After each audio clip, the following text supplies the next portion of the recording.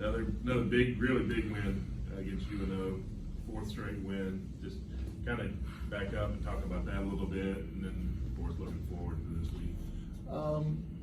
The New Orleans game obviously was a great win for us. The way we battled, the way we competed, the adjustments we were able to make in the second half, and guys just stepped up and made real plays. And so it was a great win for us. Obviously against a really good team. Team was picked to win the league, but that's over now, and we enjoyed it Saturday night. But then yesterday, the pit in the stomach starts to come back again, and we got another game coming on Wednesday. So Southeastern has all of our attention right now.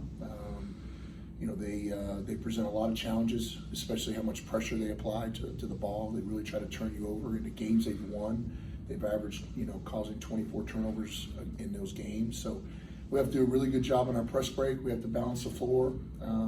Ty Brewer, their four-man's as good as any four-man in our league. So they have our full attention, and we got to go down there and be ready to play. One quick question, looking back to Saturday, when you look at the film, what one or two things did the team do that I guess really pleased you the most? I think that we just hung together. We didn't play great early in the game. I thought New Orleans really kind of took it to us and punched us in the mouth, if you will, and that's what they do. But I thought we rallied. I thought that we stayed together. We stayed the course. It's the things that I was probably the most pleased with, and being able to really execute down the stretch. We made a few adjustments out of a timeout, ran a couple things out of a timeout that we haven't ran all year. Just tweaked some things, and guys really picked those things up and executed down the stretch. And those are probably the two things, David, that I would look at as the two things that I was most happy with, is how we hung together, and then how we were able to make the right adjustments in the second half. How do you talk a lot about this all being a learning process, and these kids haven't been through this town hasn't been through any kind of a run like this with the excitement this high. How do you keep it on an even keel to be game by game? Because naturally people are going to think, hey, we win 3 out of our next 4. How do you keep it one game at a time? It just really becomes consistency of everything that we do. We still meet on Sunday nights and talk about academics and talk about the schedule. We lift on Monday mornings. Our approach has been consistent. It's going to continue to be consistent. How we balance the week out is, I think, it's been consistent and will continue to be. I think consistency, obviously, Jim, is the key. It's like I told our guys last night, in our meeting. I said, it's great, but at the end of the day, we haven't accomplished one goal that we've set for our team yet. So we have a long way to go. It's a marathon. It's a 20-game league schedule. We're obviously happy with that. We're playing a lot better now, and we're obviously excited that we've won a few games in a row. But we have a lot left to accomplish, and we just try to take it one day at a time and one game at a time.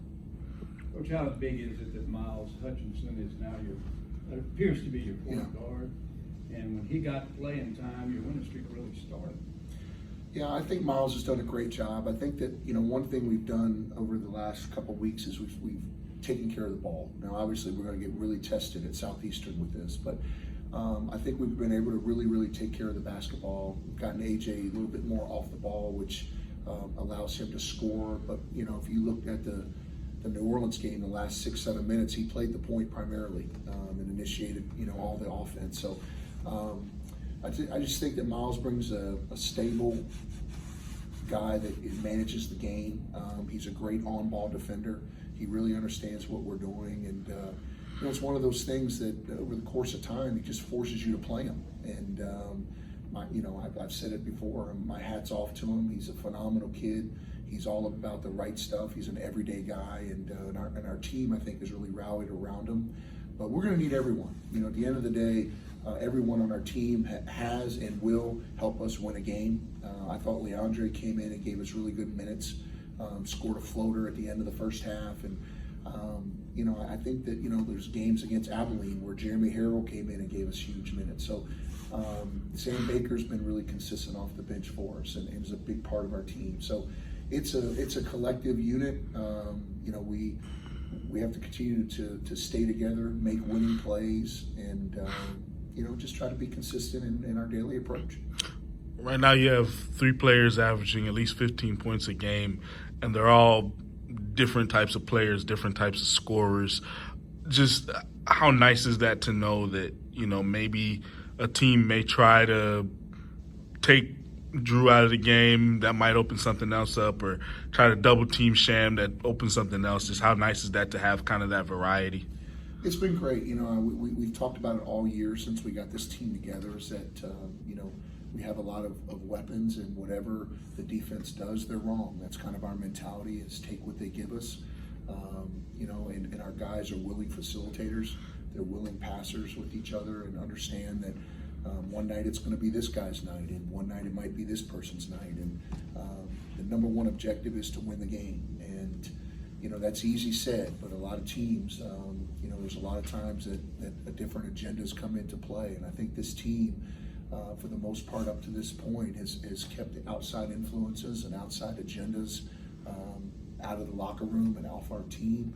And we're just trying to make the right play. You hear us say that all the time, just make the right play and take great shots and live with the result. We have good players. If we take good shots and, over the course of time, I think that, things usually even out during a game, and I think that was the case against New Orleans. Does the fact that your defense has picked up kind of allow you to stay that consistent? You don't have to have the big night shooting? For sure. That's been a big thing for us in the last couple of weeks too, is I think defensively we've taken a step forward. We've held our last 2 opponents to under 60 points. And again, it just enables us to get in transition and do what we do well. But, we've been preaching all year. If you're gonna be good this time of year, you got to be really sound in half-court defense. You got to be sound in half-court execution. And I think our guys are starting to get better. They really, to be honest with you, Jim, the ability to absorb a scouting report and execute a scouting report has been a big difference in the last 3 weeks to a month. I think that I think has led us to having better defensive numbers. It's just the ability to absorb a scouting report and go out and even during a game make adjustments to that, and different pick and roll coverages, different presses, different things that we try to do. We've just gotten better at absorbing those things. You start the season 0-7 on the road. You've now won 2 straight away games with a chance to win at Southeastern. How big is just that to your guys and them being like, okay, yeah, we can win on the road? It's big. I mean, Taylor, we talked about it before that, to compete for a conference championship or to have the year that we really want to have, you got to figure out ways to win on the road. And I think at Abilene, we came out with a great plan and executed it. Same thing against New Orleans. And they're all hard. I told our guys against Incarnate Word at home, I said, every game in this league, in every league in January, February is really hard. Everyone has a plan. There's good coaches, but figuring out how to win on the road is really hard in college basketball. For us to be able to do it a couple times has been great, and we need to do it a couple more. Considering you only have 4 guys back from last year, it's going to take time to grow into a team. Are you on pace? Do you think you're ahead of your pace or what you thought, or? I think that we're on I think we're in a good spot. I think that I still think that we haven't reached our full potential as a team yet. I think that we're starting to peak.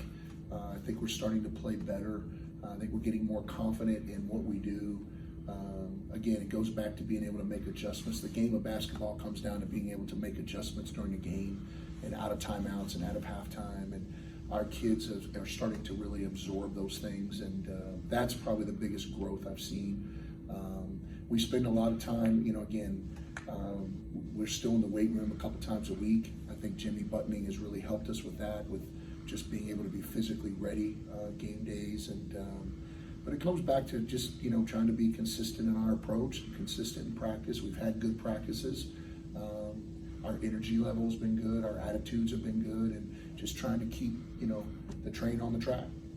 How about the fan support, Coach? Is it where you wanted it to be, or where you hoped? Yeah, honestly, Ron, it's a big deal for me. When I got here, I've always talked about wanting to build a program, or we wanted to build a program that really, really embraces Southwest Louisiana, Lake Charles, and in turn, hope the community will embrace us. I think we're starting to see that. I love living here. I love coaching here.